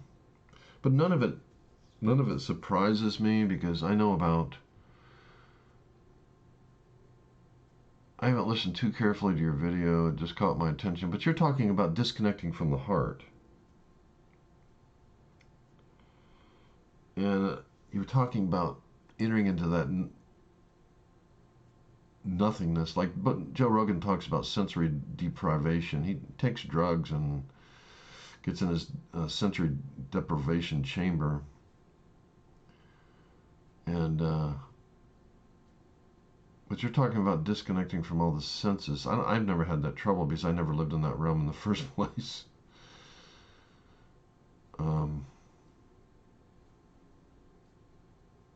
Not that much anyway. But you're talking about disconnecting from that. But the Bible says if you're quiet, you can know the Lord. And then, to be honest, that's what blocked me. It was a veil that blocked me when I tried to pray a long time ago. I just couldn't pray because I was blocked. Because I didn't know how to quiet. It's not your mind, it's your heart. Your heart's a freak. And there's a spiritual domination go on there that most people don't understand. And I don't want to give away too many secrets of it. But I know all about it. And I've lived in another thing you can do. I did this once where I connected to the present moment so powerfully. What did happen when I connected to the present moment? I did that once as an experiment. I haven't had time to do too many experiments. But I can't remember what happened exactly. I'll have to try it again sometime. But I connected to the present moment very powerfully, and something shifted there too.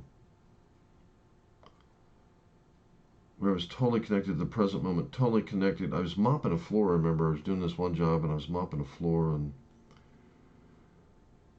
I totally disconnected from any heart thought, any subconscious heart thought. And I totally connected. And something shifted when I did that. See, when you shift, when you're fully aware, like before you have an accident, time slows down. I'm talking about time again. It's funny how we're talking about time so much. It's funny how that you were talking about time and that I'm talking about time and consciousness and different things. And then I know about things of this nature. Bumped into your video. It's kind of funny how we're talking about all this. So, like right before you, like a couple times in my life, I almost hit a car once, and another time when I was young, I almost fell off a bike. Well, I did fall off a bike. It's going down a big hill where I used to live, and as you're falling off the bike, it's like time slows down. It takes forever to finally hit the pavement. It's like time slows down. Same thing if I was about ready to hit this car. Time slows down. Why does it slow down? Because you're totally disconnected from your heart and the subconscious mind, and you're totally aware. They've even done studies. I remember seeing this once. People would fall off of a high platform into a net, and they could look at a stopwatch and they could read the microseconds of the stopwatch, whereas before they couldn't read it. But their focus was since it almost like slows down time type thing, that they could read the stopwatch. See, why was I even talking about this? What was I talking about before? Why was I talking about this? Oh. I was talking about how one time I connected to the present moment and things shifted. It's interesting how all this stuff works. But I remember I completely connected to the present moment, which is shifting out of that other part of the brain that I lived in all my life. See, athletes call that the zone.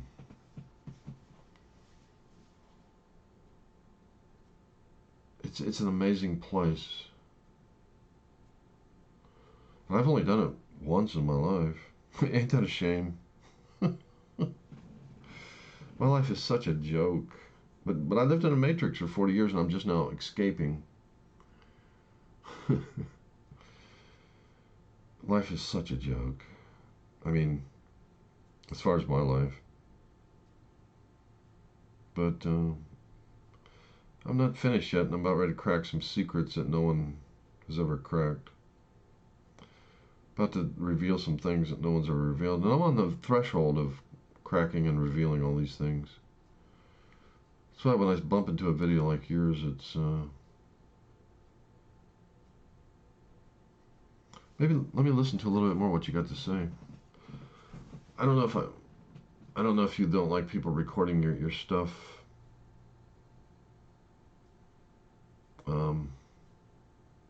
On their videos. So I guess I would look at your video. But I don't know if that's what you want. So maybe I'll just stop this and I don't know if I'll look at any more of your video or not. Because I don't want to look at it and not be able to comment on it.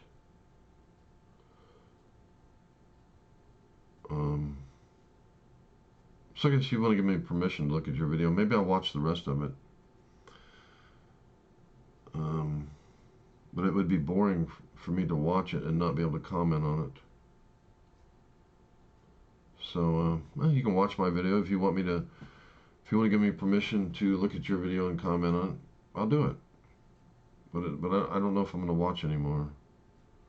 Because it wouldn't be no fun to watch it and not be able to comment. I might watch it. Maybe I don't know. I got things I got to do. But yeah, I guess I would like to watch some more of it.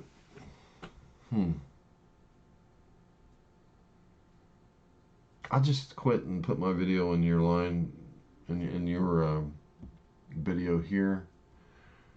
And if you want to delete my video, I don't care one way or another. It doesn't matter to me. I don't have no self-esteem issues where I'm not looking for fame or anything of that nature. I'm going to find what I'm going to find, and when I discover it, it's going to be big. And I don't really care what anyone else believes. I'm not affected by that. So I already know what I know. And there isn't too much new out there that I know of. I'm sure there's probably some new stuff. I'd like to listen to your video and see what you're seeing. But I've only listened to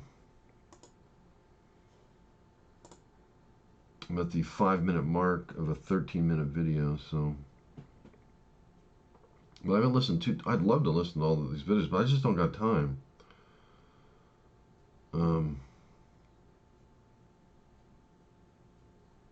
Looks like this just premiered 11 hours ago. Which is interesting when I bump into it. But, I don't know. I could listen to it and take notes at certain time frames, but I don't know if I have time to mess with it. I had quit my job and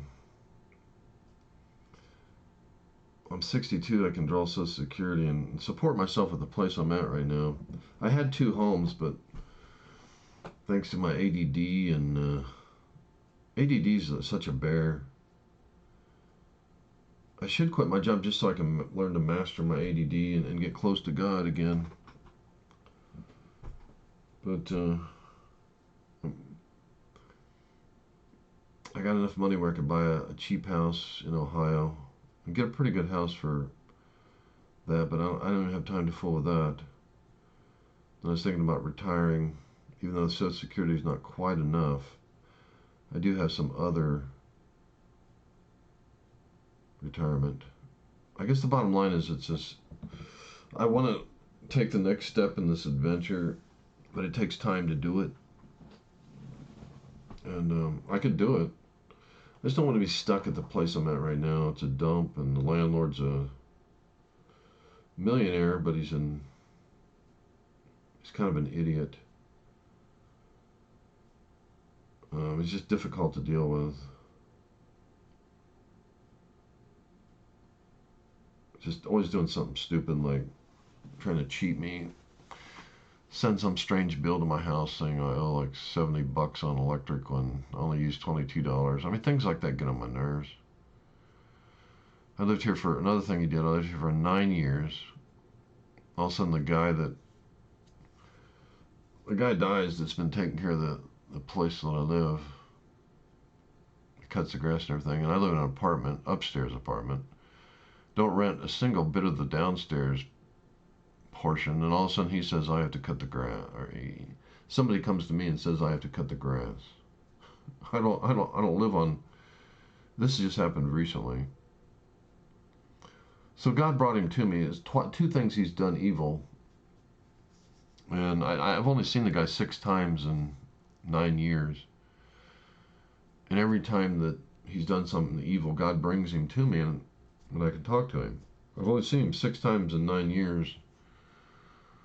And every time he does something evil, God brings him right to me, and I'm able to speak to him so he doesn't do the evil thing that this woman that he has running this apartment complex. It's very similar in the Bible. You have an Ahab. He reminds me of Ahab, and then there's a Jezebel. Jezebel always was planting seeds into Ahab's head, and it very similar reminds me of that. It's see that these spirits, these demonic spirits they've been around forever, and Jezebel had a demonic spirit that even took down Elijah. But these types of spirits, you know, the people can die, but the spirit doesn't die. The demonic spirit that controls people doesn't die. It just enters somebody else.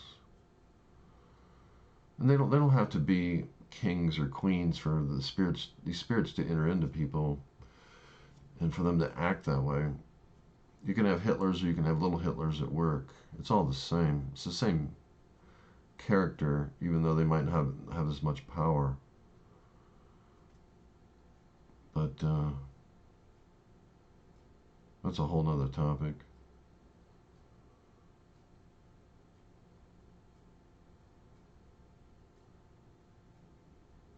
But anyway, I'm going to end this video. I'd like to comment more on it, but I can't pause my recording. This device I have, OBS, isn't. You can't pause it. It's either I could pause it and watch some of the video, but this recording device that I use, doesn't have that capability that I know of. I mean, you know, I didn't pay for it, so what do I expect? It's free. I'm lucky I have something that records it all. I just hate to keep watching your video and not be able to comment on it. But anyway, I don't even have time to fool with it. I got other things I got to do. But I'll just stop this video for now. And I don't want to, but don't have no choice. But I definitely want to watch more of your video, but I also want to comment on it and what I see. And I've hardly paid too much attention to the first part of it. I was just kind of listening to it with the attitude like, yeah, I already know about all this stuff. But I didn't, you know, I can't say I gave it a fair look. But anyway, that's all I got for right now.